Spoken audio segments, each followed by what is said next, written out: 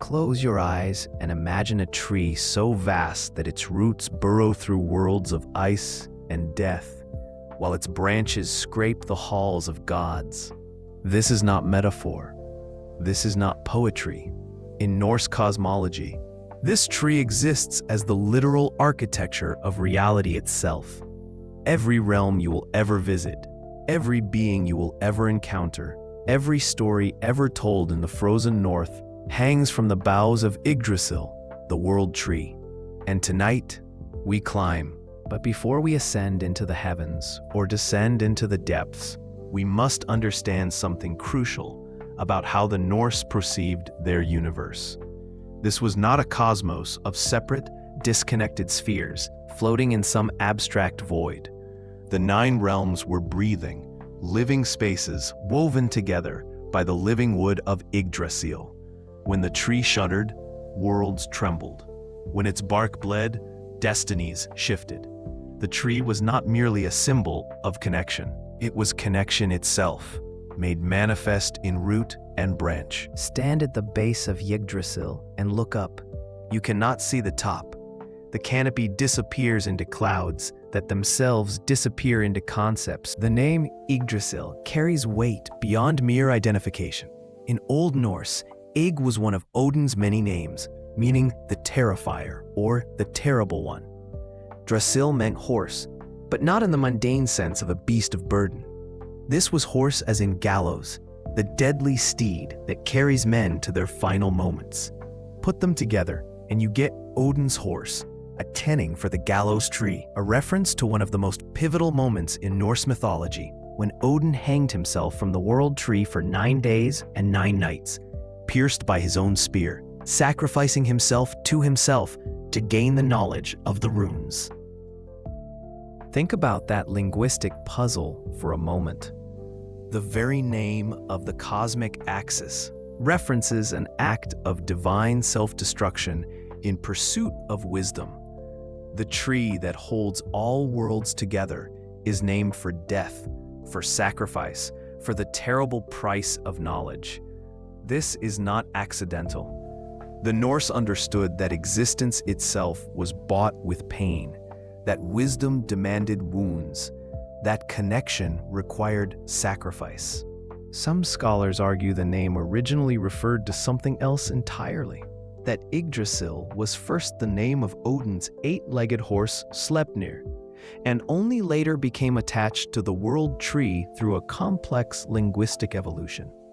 The formula Asker Yggdrasils, meaning the ash of Yggdrasil, might have originally meant the ash tree belonging to Yggdrasil, before being simplified to just Yggdrasil as the name of the tree itself. These scholarly debates matter because they reveal how our understanding of Norse cosmology has been filtered through centuries of reinterpretation, through Christian scribes writing down oral traditions they only partially understood, through modern assumptions projected backward onto ancient beliefs. What we know with certainty is that Yggdrasil was described as an ash tree of impossible proportions.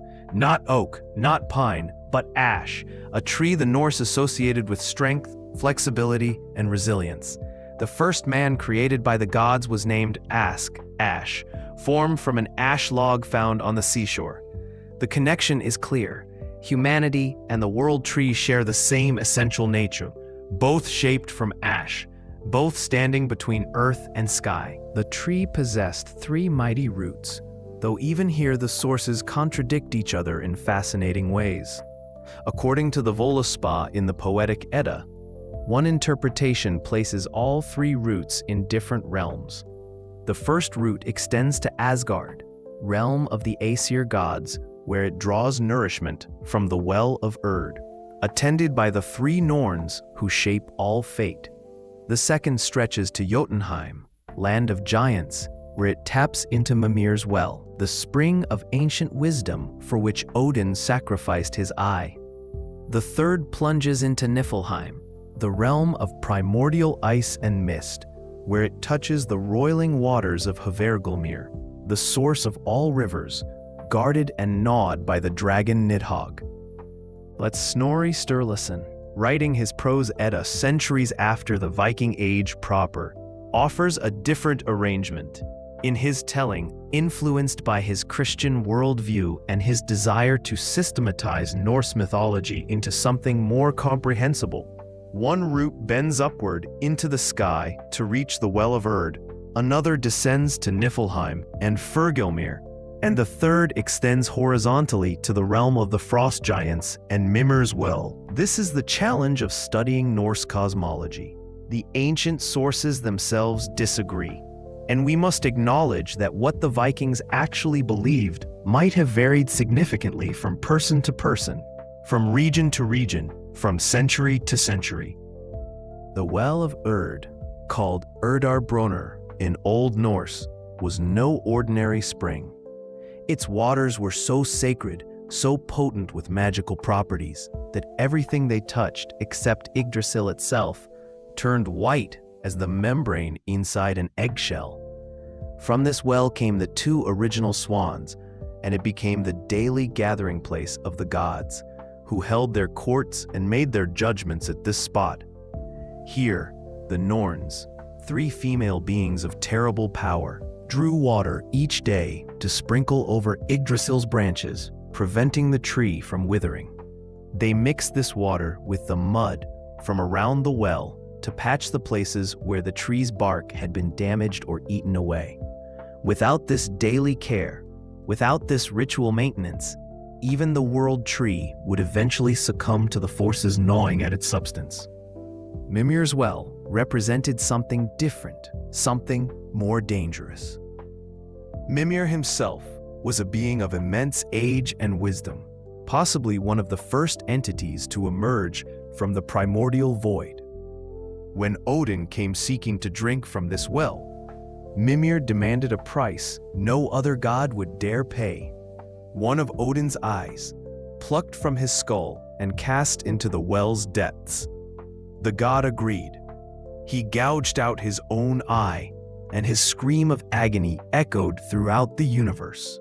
When he drank from Mimir's horn, he gained knowledge beyond measure, but he also became marked forever. The one-eyed god, the All-Father who could see better with one eye than he ever had with two, because that single remaining eye now perceived truths invisible to normal vision.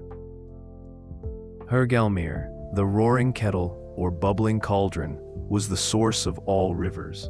From this single spring flowed the Ellevagar, the 11 rivers that existed before time had meaning, before the world took shape. But this was also a place of corruption and decay.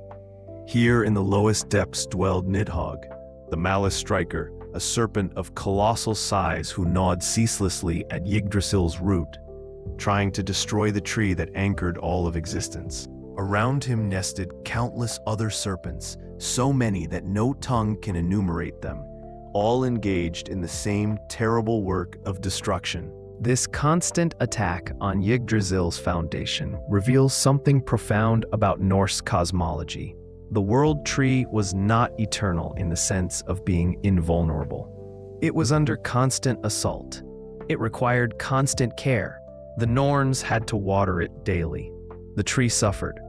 It knew pain beyond human comprehension. And yet it endured, held together by the efforts of those who tended it, standing firm despite the dragons below and the stags above, and all the other creatures slowly consuming its substance. The Norse universe was not a static creation, but a dynamic struggle, a system requiring constant work to maintain against the forces that sought to tear it apart. If you could see Yggdrasil in its entirety, if you possessed the god's perspective to view the tree as a single unified thing, you would witness an ecosystem of mythological complexity. This was not a tree that simply stood. It teemed with life, each creature playing a role in the cosmic drama, each contributing to the tree's slow degradation or its continued survival. At the very crown of Yggdrasil perched an unnamed eagle. The sources never give this bird a proper name, identifying it only by its position and its nature. This was an eagle of knowledge, of perspective, of seeing all things from the highest vantage point. It was massive beyond normal proportion, because between its eyes sat another bird entirely, a hawk named Vedrfolnir.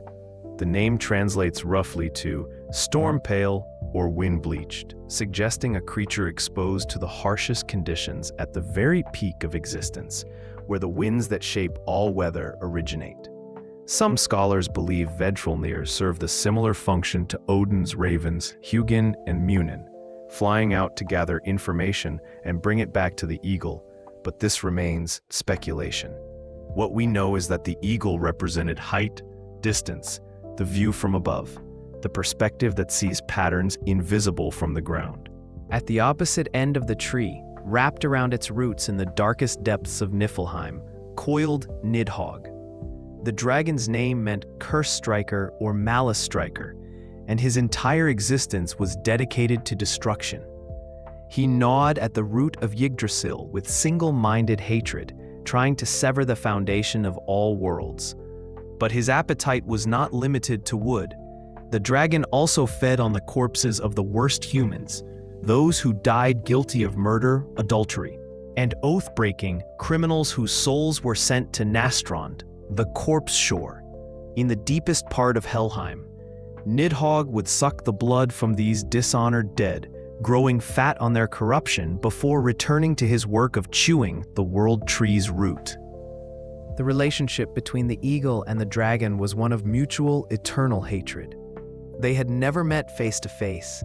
The eagle lived in the highest branches where sunlight touched first. The dragon dwelled in the deepest darkness where no light ever penetrated. They were separated by the entire height of the cosmic tree, unable to reach each other, unable to settle their feud directly. So they did what bitter enemies have always done. They sent messages, insults, threats, and declarations of their hatred through an intermediary. Enter Ratatoskr, whose name probably means drill tooth or boar tooth. This squirrel scurried up and down the trunk of Yggdrasil, covering an impossible distance with ceaseless energy, carrying insults from the dragon to the eagle and from the eagle back down to the dragon. He was not merely a messenger. He was an instigator, a gossip, a creature who delighted in keeping the feud alive.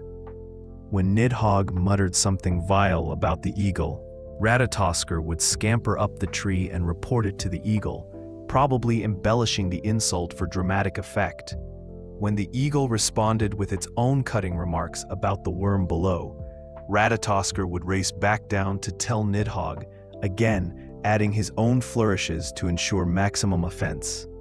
Some scholars interpret Ratatoskr as representing the human tendency to spread malicious gossip, to keep conflicts alive by ferrying harmful words between parties who might otherwise forget their grievances. Others see him as a necessary element of cosmic balance, maintaining the tension between high and low, between perspective and hunger, between the spiritual heights and the material depths. Still others suggest the squirrel's constant motion represents the ceaseless flow of communication through the cosmos. The way information moves through systems, sometimes constructively, sometimes destructively, but always moving. But Ratatoskr was not the only creature feeding on Yggdrasil. 4 stags grazed among the branches, endlessly consuming the tree's foliage. Their names were Dian, Dvalin, Dunair, and Durathrur. These names carried ominous meanings. Dian meant the dead one. Dvalin translated to the unconscious one, or the slumbering one. Dunair meant thundering in the ear. Durathrur signified thriving slumber or sleep thriving. These were not friendly creatures. Their names suggested death, unconsciousness, and the kind of deep sleep from which one does not easily wake. Yet these same stags performed a vital function in the cosmos. The morning dew that formed on their antlers fell down into the well of Hvergelmir, becoming the source of all rivers that flowed through the 9 realms. Destruction and creation intertwined. The same creatures that ate away at Yggdrasil also provided the waters that nourished all worlds. This paradox was central to Norse understanding. Harm and help were not opposites, but different aspects of the same process.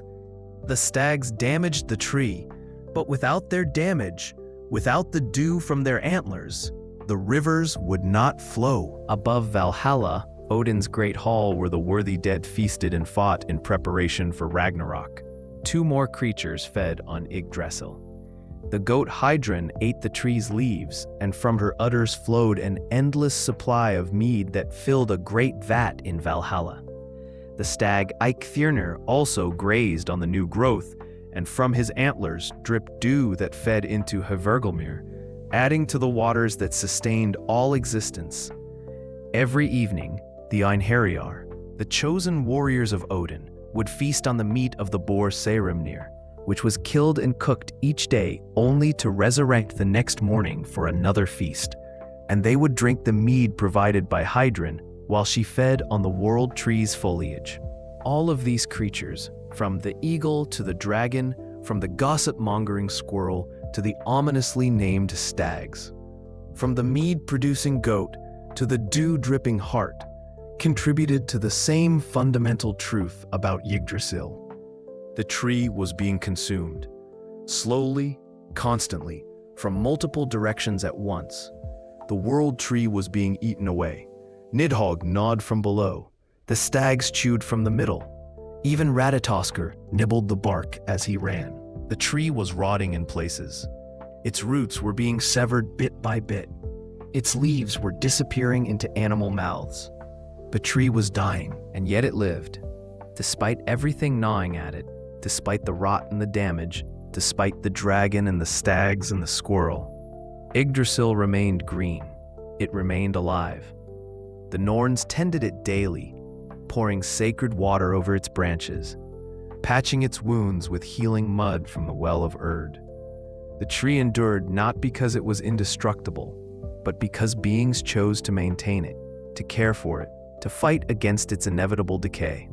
This was the Norse vision of existence itself, not something that simply was, but something that required constant work, constant attention, constant struggle against forces that would tear it apart.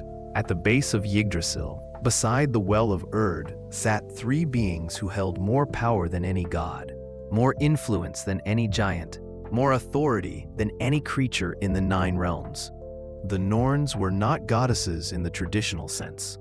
They belonged to no established category of being. They were simply themselves, 3 entities who had always existed and would exist until the end of all things, weaving the fates of every creature, from the mightiest deity to the smallest insect. Their names were Urd, Verdandi, and Skuld. Much has been made of these names, often interpreted as representing past, present, and future. Urd derived from the Old Norse word for fate, or what has become, connecting to the past tense of the verb to become. Verdandi came from the present progressive form of the same verb, suggesting what is becoming or what is in the process of happening. Skuld meant debt or obligation, but also what shall be or what must be, carrying implications of future necessity. But modern scholarship has questioned this temporal interpretation. Henning Kur and other researchers argue that reading the Norns as simple embodiments of past, present, and future imposes a linear view of time that the Norse might not have shared. Instead, they suggest understanding the names in terms of causality and consequence. Urd represented not just the past, but the accumulated weight of all actions and events, the debt owed to history. Verdandi was the active present, the moment of doing and becoming. Skuld was not merely the future, but obligation, the necessary consequences of past actions and present choices, the debts that must be paid, the responsibilities that cannot be avoided. This interpretation makes the Norns far more complex and interesting than simple personifications of time. They became instead the embodiments of cause and effect, of the inescapable web of consequences that connects all actions across all time. When you understand Skuld as debt, rather than merely future, you begin to grasp how the Norse saw fate. It was not predetermined in the sense of being written in stone before you were born. Rather, it was the inevitable result of actions already taken, the bill coming due, the weight of previous choices bearing down on present moments. The Norns lived in a hall beside the well of Urd, and every day they performed their sacred duties. They drew water from the well and poured it over Yggdrasil's branches. They gathered the white mud from around the well and plastered it onto the tree's trunk where rot had set in or where creatures had gnawed away the bark.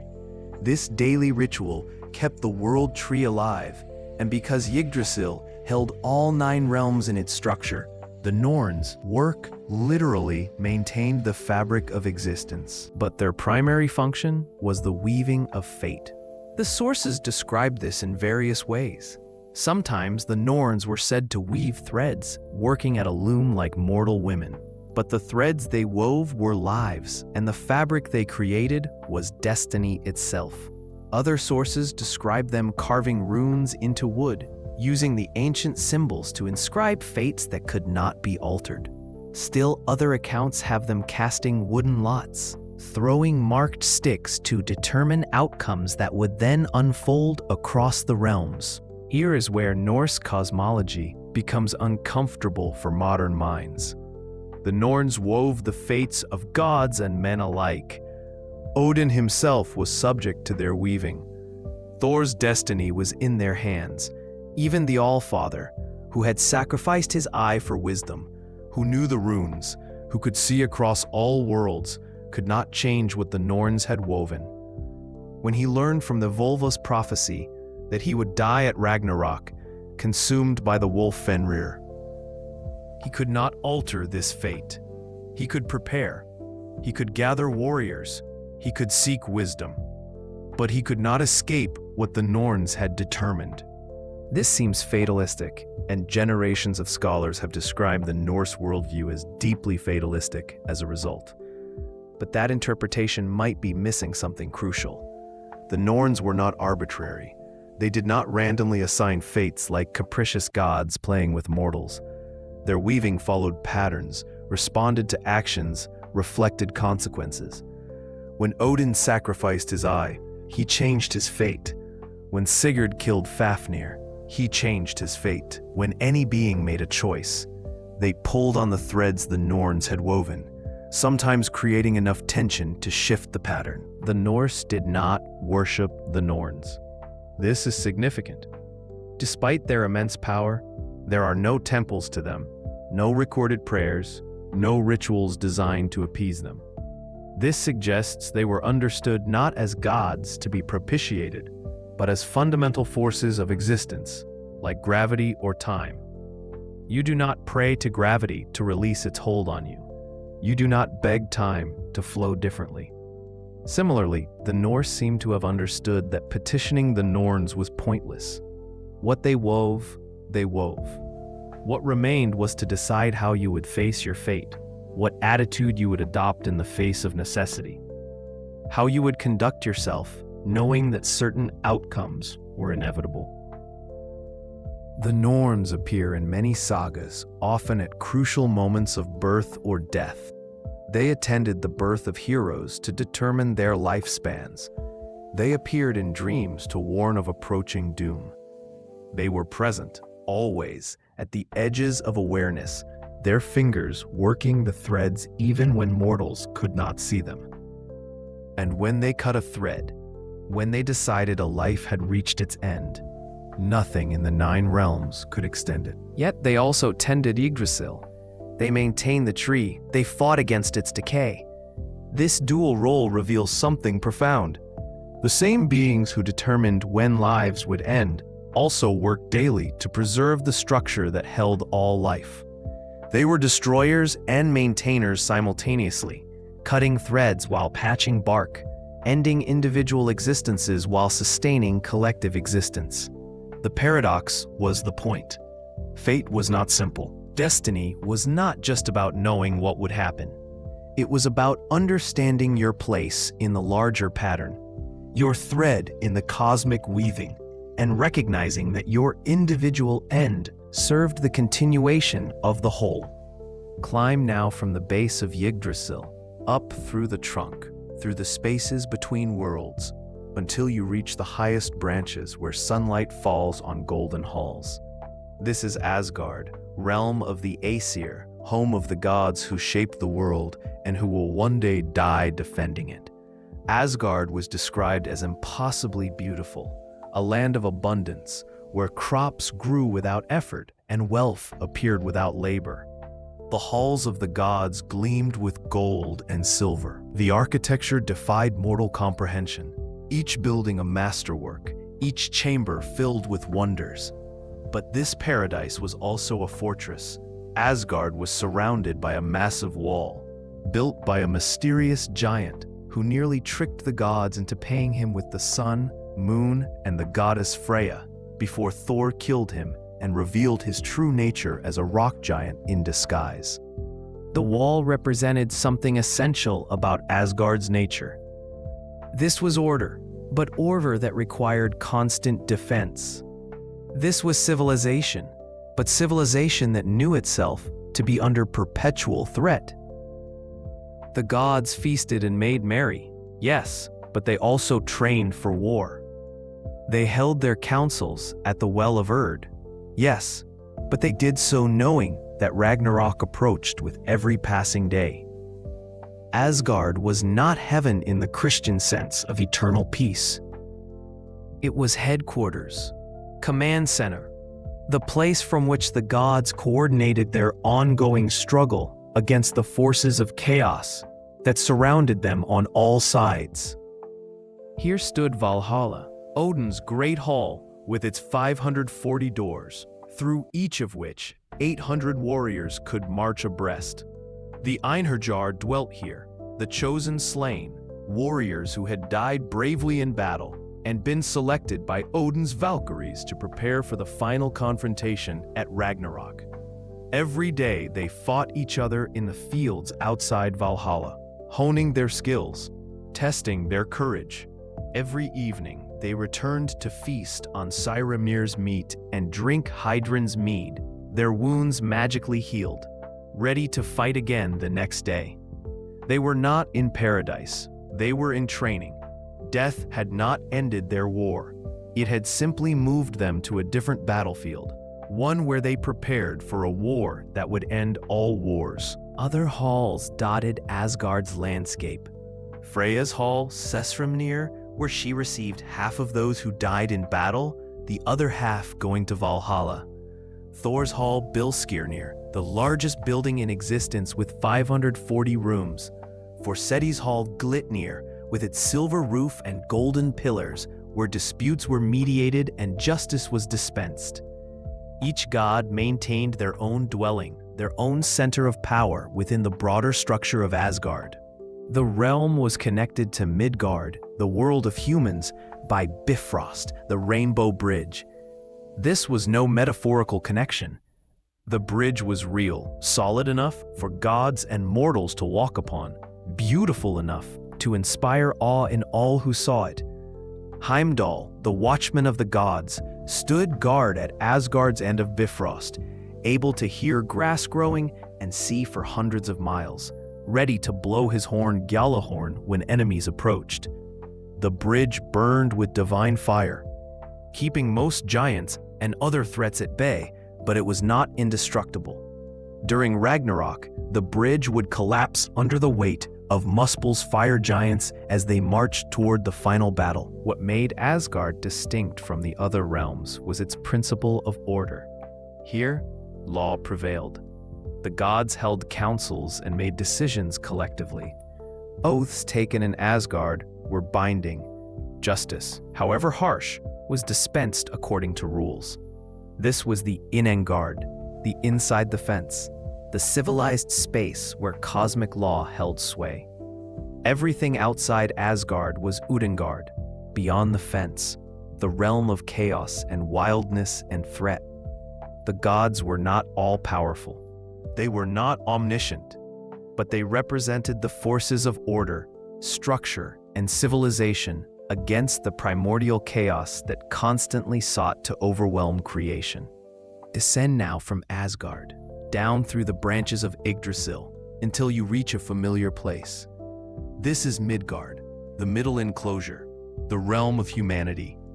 This is Earth, but Earth as the Norse understood it, a flat disk of land surrounded by a vast, impassable ocean, a realm positioned precariously between the gods above and the giants that threatened from all sides. The first humans, Ask and Embla, were created by Odin and his brothers Vili and Vi from two logs found on the seashore. Odin gave them breath and life. Vili gave them intelligence and movement. Vi carved their eyes, ears, and mouths so they could see, hear, and speak. These first humans were placed in Midgard, a realm the gods had fashioned specifically to be humanity's home, using the body of the giant Ymir after they killed him. From Ymir's flesh came the earth. From his blood, the oceans. From his bones, the mountains. From his skull, the dome of the sky. From his eyebrows, the gods built a protective wall around Midgard, keeping the most dangerous giants at bay. Humanity occupied a unique position in Norse cosmology. Midgard was neither as orderly as Asgard, nor as chaotic as Jotunheim. Humans were neither gods nor monsters. They existed in the middle space, subject to fate, but possessing free will. Mortal, but capable of achieving immortality through heroic deeds that would live in story and song. The Norse did not have a concept of original sin. Humans were not inherently corrupt. They were simply mortal, vulnerable. Please stop. Caught between competing forces they could not fully control. The ocean surrounding Midgard was no ordinary body of water. It was inhabited by Jormungandr, the world serpent, one of Loki's 3 monstrous children. The serpent had grown so immense that it encircled the entire world, holding its own tail in its mouth. This Ouroboros symbol represented cosmic completion, but also cosmic thread. As long as Jormungandr held its tail, a kind of balance was maintained. But when it released that tail, when it stopped restraining itself, Ragnarok would begin. The serpent would rise from the depths, creating tsunamis that would devastate coastal settlements, and it would march with the forces of chaos toward the final battle, where it was destined to kill Thor and be killed by him in turn. Midgard was connected to Asgard by Bifrost, allowing the gods to intervene in human affairs. This intervention was not constant. The gods did not micromanage human existence, but they took interest in certain heroes, certain events, certain patterns. Thor was particularly devoted to protecting Midgard, frequently traveling to the realm to battle giants who threatened human settlements. Many of the surviving Norse myths center on Thor's exploits defending Midgard, wielding his hammer Mjolnir against any giant foolish enough to threaten the human world. What makes Midgard significant is not that humans occupied the center of the cosmos in any privileged sense. They did not. The gods were more powerful. The giants were more ancient, but humans represented potential. They could rise to heroism or sink to cowardice. They could create sagas worth telling or die forgotten. They could achieve a kind of immortality through glory or fade into obscurity. Midgard was the realm where choices mattered most intensely because the inhabitants had the least power and therefore had to rely most heavily on courage, cunning, and determination. Beyond Midgard's protective wall, across the river Iving that never freezes no matter how cold the wind blows, lies Jotunheim, homeland of the giants. This was a realm of wild mountains and deep forests, of bitter cold and harsh stone, of chaos and disorder and raw, untamed power. The giants, called Jotnar or Jotun in Old Norse, were not simply large humans. They were primordial forces given form, beings of such ancient origin that some predated the gods themselves. Ymir, the first giant, emerged from the melting ice when the fires of Muspelheim began to warm the frozen waste of Niflheim. From Ymir's sweat came the first male and female giants, and from them descended the entire race. When Odin and his brothers killed Ymir and used his body to create the world, they did not end the giants. They simply transformed the nature of the conflict. The giants who survived the flood of Ymir's blood became the eternal enemies of the Aesir, locked in a struggle that would not end until Ragnarok consumed all the Nine Realms. Jotunheim was described as a landscape of extremes. Mountains rose so high their peaks scraped the sky. Valleys plunged so deep sunlight never reached their floors. Forests grew so thick you could wander for days without seeing the sun. This was nature in its most overwhelming, uncontrollable form. The wild places where human law held no sway and divine authority meant nothing. The giants who lived here embodied these qualities. They were unpredictable, dangerous, powerful beyond measure, and deeply resistant to any attempt at control or civilization. At the heart of Jotunheim stood Utgard, a fortress so massive it was difficult to see the top from its base, carved from blocks of ice and snow that gleamed with cold fire. Here ruled Utgard Loki, not to be confused with the trickster god Loki, though the two names share a root. When Thor journeyed to Utgard with Loki and the human servant Thalfi, they encountered illusions so powerful they made Thor believe he could not drain a horn connected to the ocean, could not lift a cat that was actually the world serpent, could not defeat an old woman who was actually the concept of old age itself. The giants did not need to overpower the gods through raw strength. They had magic, cunning, the ability to make reality itself malleable. But the relationship between gods and giants was more complex than simple enmity. Many gods had taken giant wives or lovers. Thor's mother Jord was a giantess. Njord married Skadi, daughter of a giant. Freyr fell in love with the giantess Gerdr and gave up his magical sword to win her hand, a sacrifice that would doom him at Ragnarok. Even Odin himself had affairs with giants. The boundary between Asgard and Jotunheim, between order and chaos, was permeable in ways that complicated any simple narrative of good versus evil. What the giants represented was not evil in any Christian sense. Niflheim occupied the northern void, a land of absolute cold and endless mist. The name meant mist world or fog world, and that perfectly captured its essence. This was a place where ice accumulated layer upon layer, where frost settled on frost until mountains of frozen water rose from nothing. At its heart churned Fergelmir, the roaring cauldron, the spring from which all rivers originated. 11 rivers, collectively called Ilivagar, flowed from this source, and when they reached the void beyond Niflheim, they froze solid, creating a bridge of ice that extended into Ginnunga Gap, the great emptiness that separated the realms of fire and ice. These rivers had names: Svol, Gumthra, Fjorm, Fimbulthul, Slither, Hreid, Silger, Ilger, Vid, Leipter, and Gjol. Each name carried meaning, often ominous. Slither meant fearful or dangerous. Gjol meant resounding. These were not gentle streams, but cosmic forces, rivers that existed before rivers had any business existing, flowing from a source that predated creation itself, and their waters carried poison. The farther they flowed from Hvergelmir, the more toxic they became, until finally they transformed into solid ice, building up the frozen waste that filled Ginnungagap's northern reaches. Opposite Niflheim, in the southern void, blazed Muspelheim, the realm of fire. Where Niflheim was cold and dark and still, Muspelheim was hot and bright and violent with motion. Flames danced across its landscape.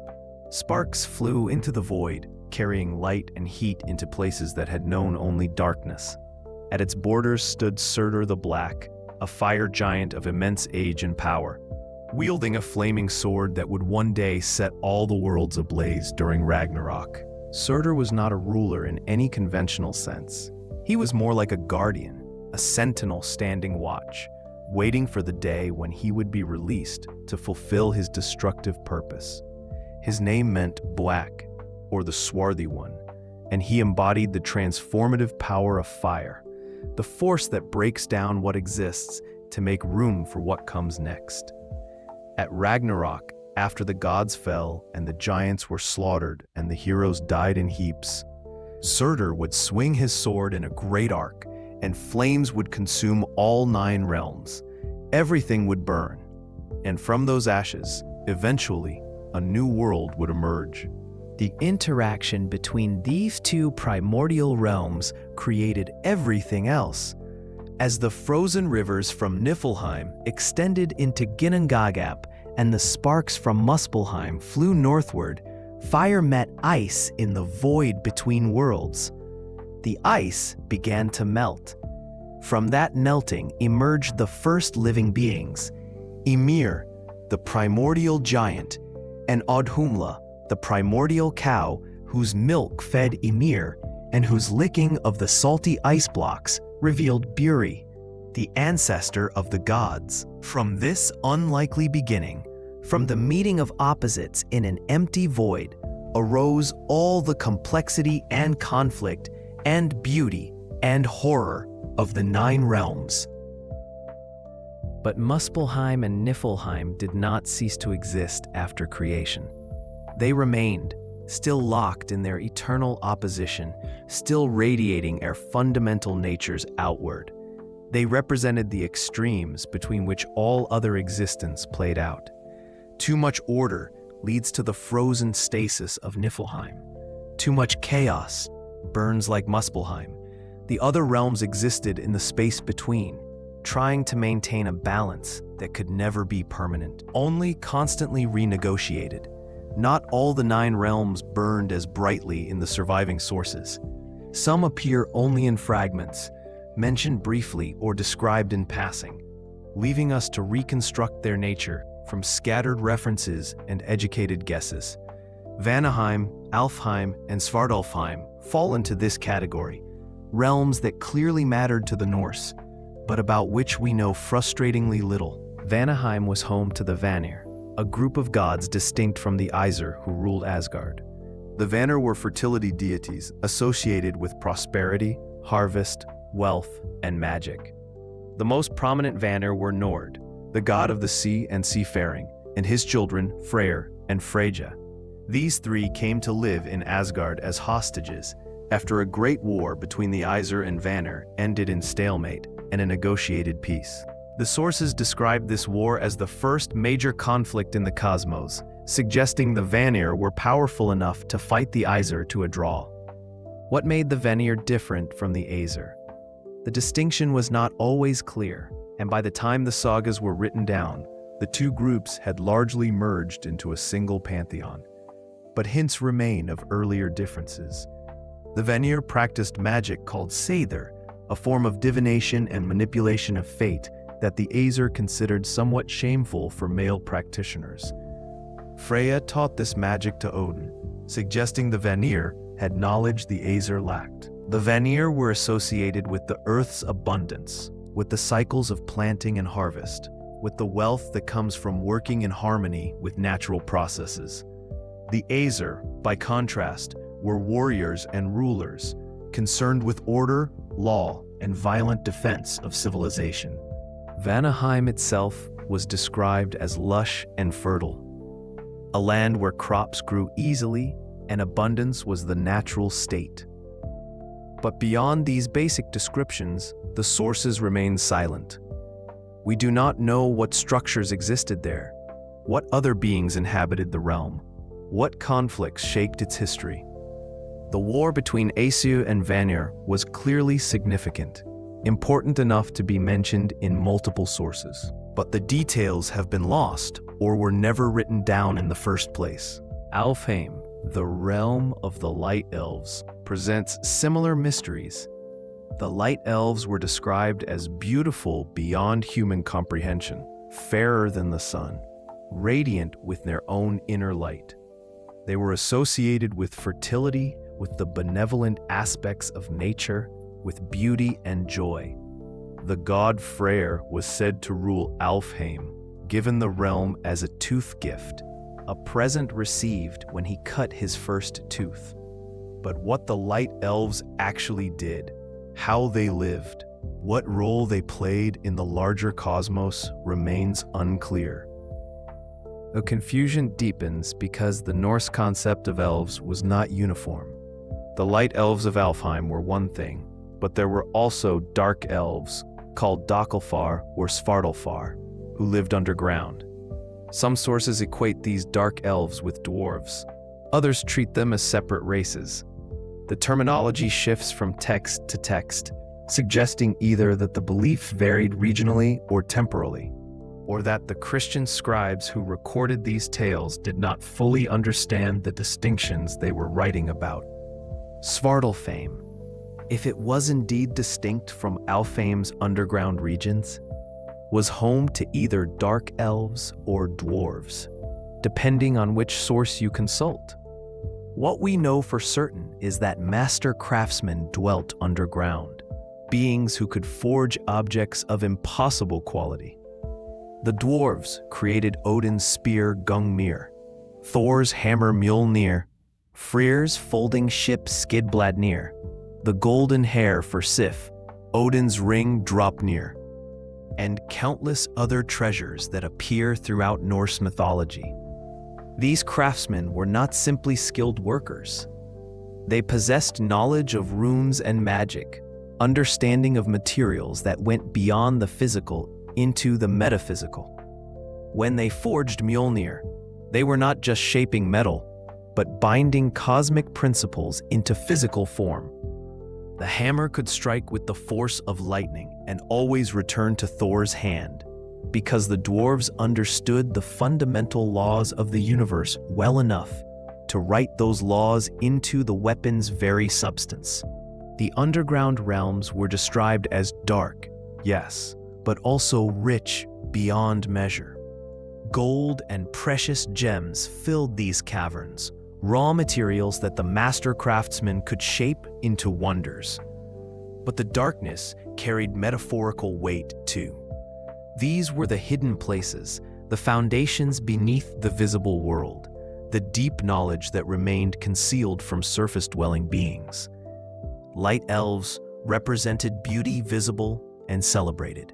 Dark elves or dwarves represented the beauty hidden in the earth, the treasures that must be mined, the secrets that must be uncovered through effort and sacrifice. Descend now to the lowest branches of Yggdrasil, down past the roots, into the cold, dark realm where those who died without glory went to spend eternity. This was Helheim, ruled by Hel, daughter of Loki, sister to the wolf Fenrir, and the world serpent Jormungandr. Hel was described as half alive and half corpse, one side of her body beautiful as any goddess, the other side rotting and death pale. She was not evil exactly, but she was pitiless, bound by rules even the gods could not change. Helheim was not the Norse version of Christian hell. This is crucial to understand. It was not a place of punishment for sin. The Norse had no concept of sin as Christianity defined it. Helheim was simply where most people went after death, those who died of illness or old age or accident rather than in battle. Only those chosen by Odin's Valkyries went to Valhalla. Only those who died in Freya's service went to her hall Folkvanger. Everyone else, the vast majority of humanity, went to Helheim. The journey to Helheim was long and difficult. The dead had to cross the bridge Galarbru over the river Jarl, one of the poisonous rivers flowing from Hevergelmir. A giantess named Modgud guarded this bridge, questioning the dead about their identities before allowing them to pass. Beyond the bridge rose the gates of Helheim itself, guarded by the monstrous hound Garmr, who would one day break free at Ragnarok to fight and kill the god Tyr. Inside Helheim, the dead lived a shadowy existence. They dwelt in halls just as the living did, but everything was colder, darker, harder. They feasted, but the food provided no satisfaction. They spoke, but their words carried no weight. They existed in a diminished state, neither truly alive nor completely erased, caught in a gray twilight that would persist until Ragnarok shattered all the realms. Within Helheim lay Nastrond, the corpse shore, a place of particular horror. Here dwelt those guilty of the worst crimes, murderers, adulterers, oath-breakers. A hall stood on Nastrond, woven from serpents, their heads turned inward, dripping poison that flowed in rivers through the hall.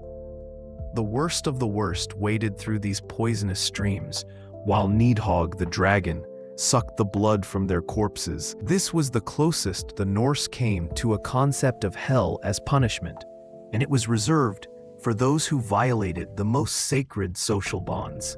But even Helheim was not permanent. At Ragnarok, Hell would open her gates and lead an army of the dead against the gods.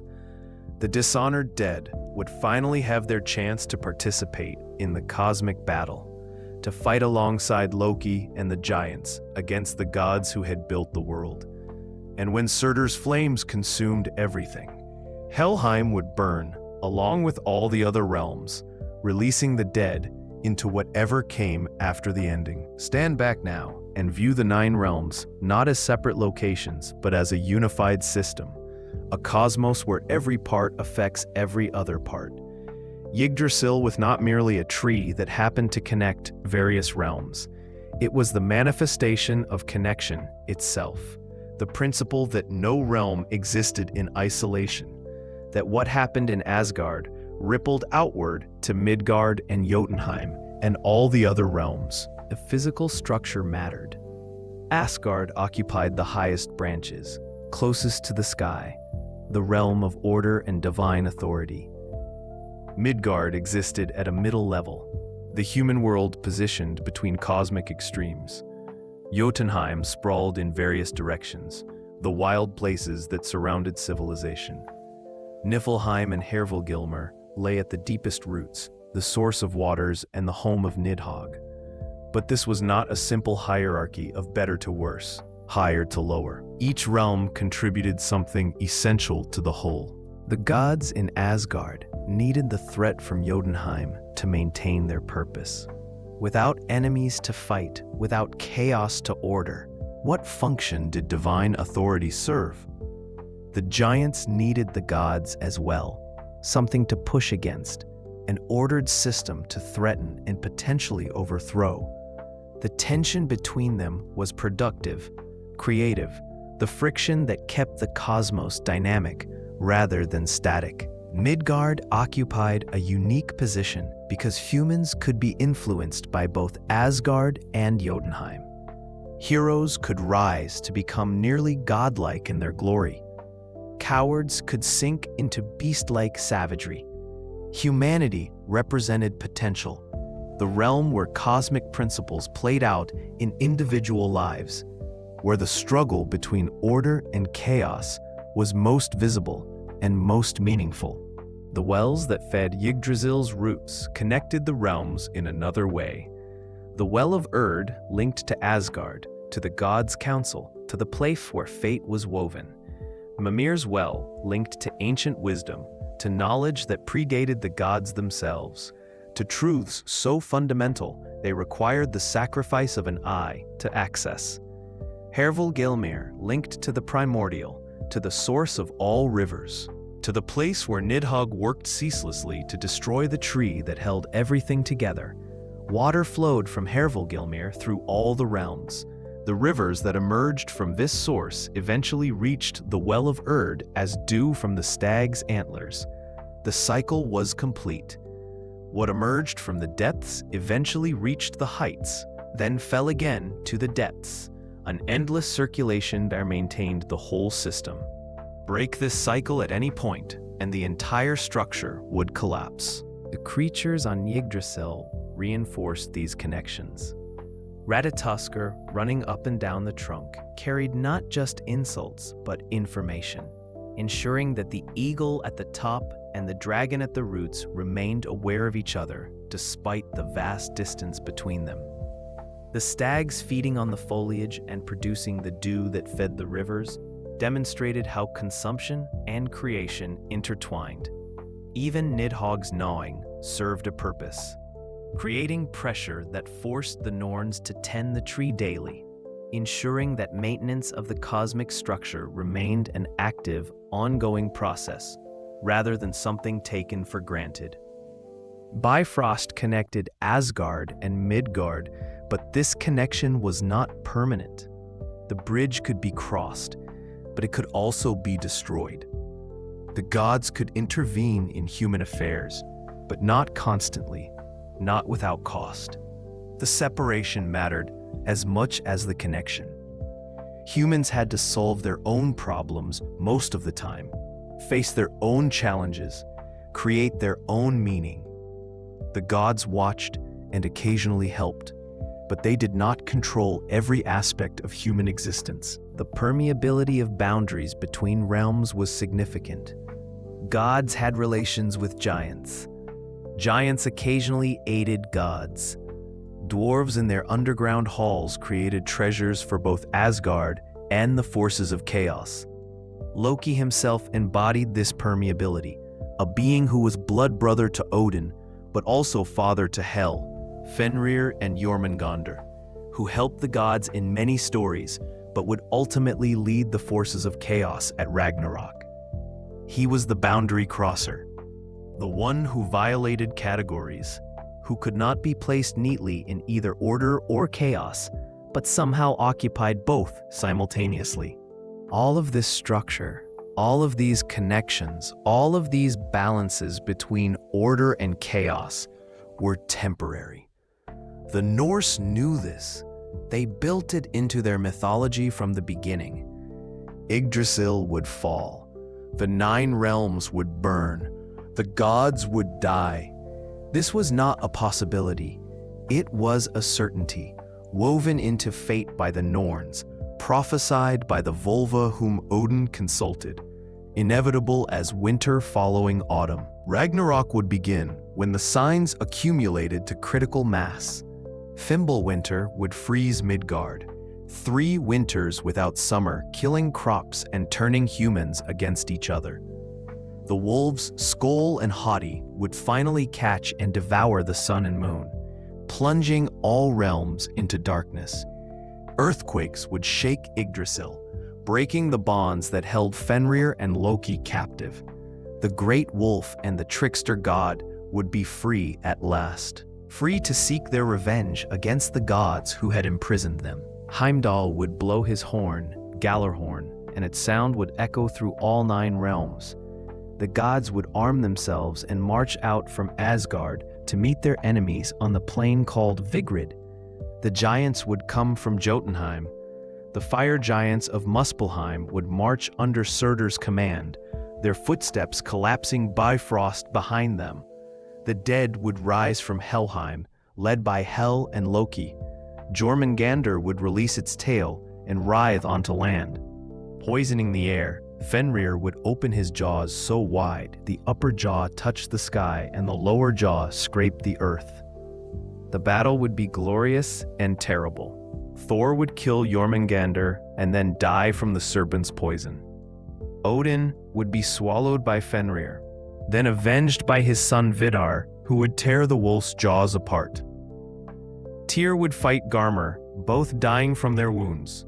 Heimdall and Loki would kill each other in single combat. Freyr would fall to Surtur, regretting that he had given away his sword for love. One by one, the gods would die, taking their enemies with them, and when the fighting ended, when the last warrior fell, Surtur would swing his flaming sword in a great arc and set all the worlds ablaze. The flames would consume Asgard and Midgard and Jotunheim, Alfheim and Vanaheim, Svartalfheim and Helheim, Muspelheim and Niflheim. Yggdrasil itself would burn, the world tree collapsing as fire ate through its trunk and branches. The ash would fall into the ocean, and the waters would rise to cover everything that had once been. But this was not the end. Volva's prophecy continued past the destruction, describing what would come after. The waters would eventually recede. The earth would emerge again, green and fertile. A new sun would rise, the daughter of the old sun, and her light would be brighter and warmer than her mother's had been. Yggdrasil, or perhaps a new world tree descended from Yggdrasil, would grow again from the ashes. 2 humans would survive Ragnarok, hidden in a secret chamber within Yggdrasil's trunk, sustained by the morning dew. Their names were Lif and Lifthrasir, life and eager for life. From these 2, humanity would be reborn, repopulating a world no longer threatened by giants or locked in eternal conflict. A few gods would also survive: Vidar and Vali, sons of Odin; Modi and Magni, sons of Thor, who inherited their father's hammer; Balder and Hod, returned from Helheim. These gods would gather in the fields where Asgard once stood and find the golden game pieces the old gods had once played with, beginning a new age, remembering the mistakes of the past, but building something different for the future. This cycle of destruction and rebirth was fundamental to Norse cosmology. Nothing was permanent. Even the gods were mortal. Even Yggdrasil could fall. But mortality did not mean meaninglessness. The gods fought at Ragnarok, knowing they would lose, and they fought anyway, because how you faced your fate mattered more than the outcome. The tree would fall, but another would grow. The old world would end, but a new world would begin. Death was not defeat, but transformation. The necessary clearing away of what had been to make room for what would come next. So we return to where we began, standing at the base of Yggdrasil, looking up at branches we cannot see, and down at roots that plunge deeper than comprehension. The tree is dying. It has always been dying. Nidhogg gnaws, the stags feed, rot spreads through the trunk, and yet it lives. The Norns tend it. New growth emerges. The sap still flows. This is the truth at the heart of the 9 realms. Existence is not a gift given once and possessed forever. It is a struggle, maintained daily through effort and sacrifice, constantly threatened, never secure. The cosmic tree does not stand through its own invulnerability, but through the continuous work of those who care for it. And when it finally falls, when all that work proves insufficient and Ragnarok arrives at last, something new will emerge from the ashes, green and alive, carrying forward the essential patterns while leaving behind the accumulated debts and conflicts of the old world. The 9 realms were never meant to last forever. They were meant to teach a way of living in the face of inevitable ending, a way of finding meaning despite mortality, a way of standing firm when everything you build will eventually crumble. The gods knew they would die at Ragnarok. They prepared for it. They gathered warriors, forged alliances, sought wisdom, but they also feasted and told stories and lived fully in the present. Because the ending, whenever it came, would not erase what had come before. The story mattered. The struggle mattered. The courage to keep tending the tree mattered, even when you knew it would eventually fall.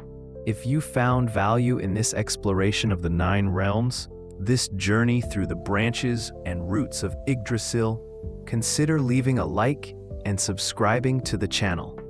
There are more myths to explore, more stories to tell, more journeys to undertake through the landscapes of ancient belief. The world tree has many branches, and we have only begun to climb.